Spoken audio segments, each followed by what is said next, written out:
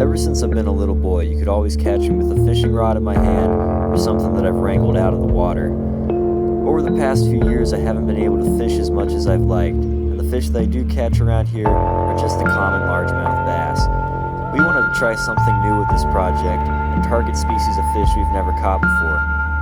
The types of fish that we are targeting are aggressive pike and muskie around the rivers of Michigan, carp and catfish from the slow-moving waters, and the unrealistic salmon and lake trout from the Great Lakes. I've caught so many bass around Michigan that I have calluses on my fingers from holding their mouths.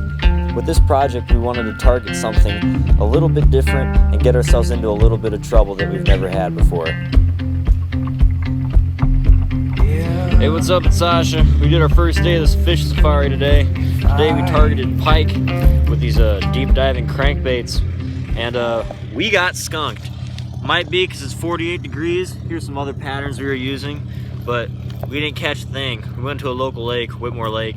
It's known to have pike, big pike, and this should catch them this time of the year. Dives deep, the pike are still down because the water's cold, but maybe today it was too cold or we weren't using the right stuff, so we'll try again soon. We've now spent a couple days on the lake targeting pike and muskie.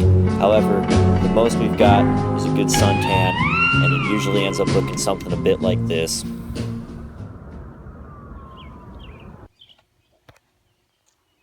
Undeterred from our experience on the lake, we're not going to give up on pike just yet. We're trying a new technique this time. We're going to fish with live bait. Instead of using lures, we're going to use a spinner with a wire leader so the pike's teeth can't cut through the line. Our bait fish we catch with a fly rod in my pond, and we carry them in a bucket to the Huron River, where we then catch our fish. Here we baited up our pet fish Jeremy, and we toss him out to see what we can get with him. However, after a day of targeting pike, all we got were a couple weeds. Although I can't even complain, because when you got views like this, what else can you say? With some bad luck in the area of pike and muskie, we decided to take our interest to another species. Now we're going for carp and catfish.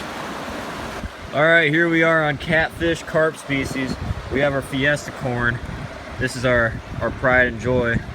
First you gotta chum up the water. Get them all excited for the party.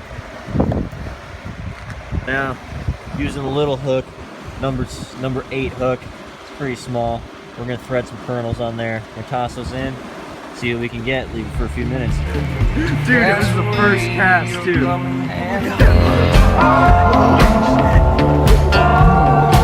gotta hold on to this thing.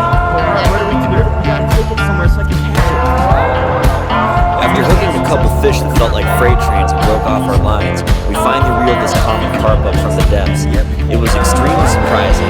Probably the most rewarding fish we've ever caught, weighed about 15 pounds and surprised all of us when we finally wrangled up something that we thought we might not ever catch. Throughout this whole experience, there have been successes and failures. We've caught some fish, we've missed some others, we've missed entire species, we've caught a couple species, we've been successful and we've failed. But most of all, it brought us back to nature, brought us back to having good times with our friends, and it's basically just reminded us why we got into fishing in the first place. With this project, I learned why I got into fishing in the first place. The peacefulness of it is something I'll never take for granted. I'm thankful for what I have, the people I fish with, and the opportunities I've been given.